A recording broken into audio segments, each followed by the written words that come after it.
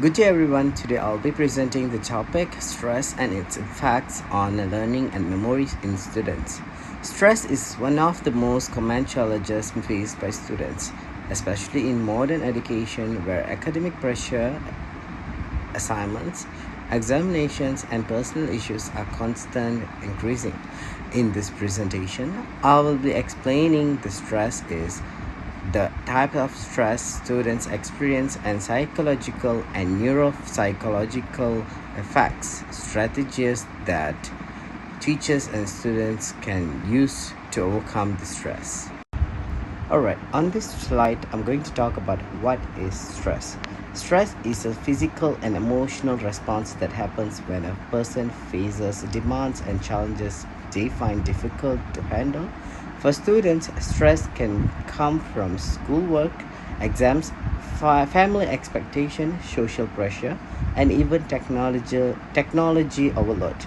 It is important to understand how stress affects the learning process because when students are stressed, their brain does not function at all full of capacity. Alright, for the type of stress, there are several types of stress that students commonly face. First, acute stress. This is short-term stress triggered by sudden events such as a surprise test or having a present in front of the class. Second is about the chronic stress. This is a long-term stress caused by ongoing problems like family conflict, bullying, financial issues, and continuous academic pressure. Number 3, positive stress, which is called as e-stress. This type of stress can actually motivate students and push them to do better. Number 4, negative stress, distress. This is harmful and can lead to anxiety, poor performance, and health problem. While a small amount of stress can sometimes help students stay alert, too much stress becomes damaging. Alright, for this part, it's about the symptoms of stress in students. Stress can affect students emotionally, mentally, and physically.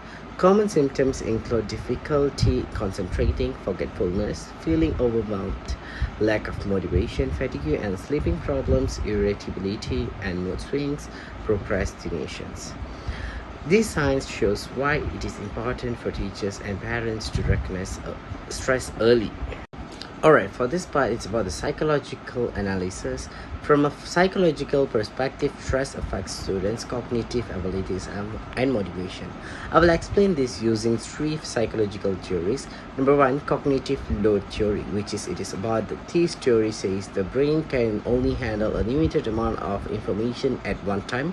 When students are stressed, their mental load increases. This makes it difficult to focus, understand new information, and store in memory. Number 2, Yerkes-Darn's law. This law explains the relationship between stress and performances. A moderate amount of stress improves performance, but too much of stress causes performance to drop sharply. For example, a little nervousness before an exam can help students stay alert, but extreme anxiety can cause them to forget everything they studied. Number 3, self-determination theory.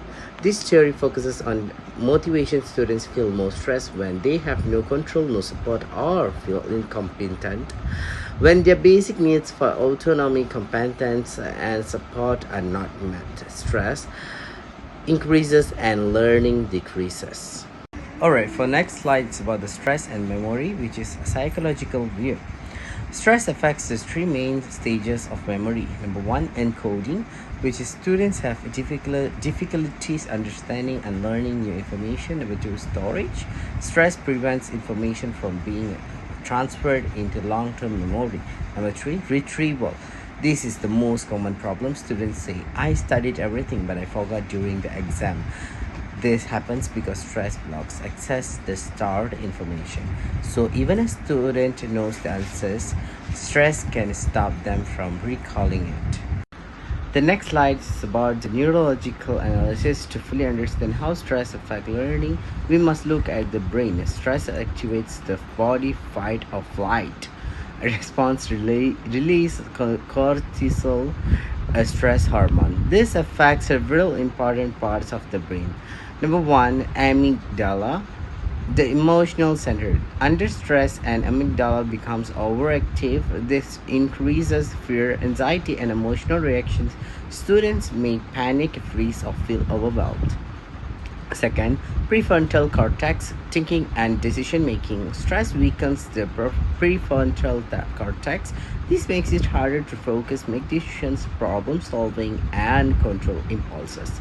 This is why stress students cannot pay attention in class. Number three, hippocampus, memory center, which is high cortisol levels damage the hippocampus, which is responsible for memory formation. This reduces the ability to store and recall information. This is biological reason why stress reduces memory performance. Number four and the last, it's about the HPA axis, stress responsive system.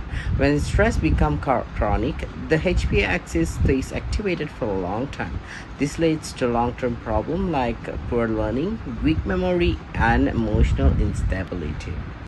Alright, the next slide is about the effects of stress on learning.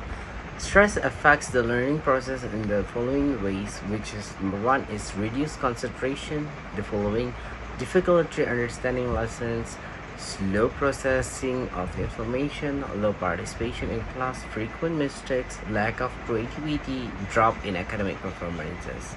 A student under stress cannot learn effectively. On these slides, it's about the effects of stress on memory. Stress also has a strong impact on memory. Number one, it reduces working memory capacity, poor long-time memory, forgetfulness, difficulty recalling learned topics, exam anxiety, brain freeze during presentations or tests. This explains why students may perform poorly when they studied well. Alright, for practical recommendations for teachers, to reduce stress, teachers can apply simple and effective strategies such as number one, creating a positive and supportive classroom environment. Number two, including brain breaks between lessons. Number three, giving clear instruction and reducing unnecessary pressure. Number four, using formation assessments instead of too many high stakes exams. Number five, encouraging group work and peer support. Number six, allowing flexibility deadlines when appropriate. Number seven, teaching simple mindfulness of breathing exercise in class. These strategies can help the students feel supported and reduce mental loads. Alright, for practical recommendation for students can also manage their own stress by using the Pomodoro study technique, sleeping 7 to 9 hours daily, doing breathing exercise or meditation, using mind map or organized information, exercising regularly, avoiding last minute studying, setting small, achievable goals. This helps improve memory, focus, and emotional balance. Alright, lastly, as for conclusion, stress is a major factor that influences students' learning and memory.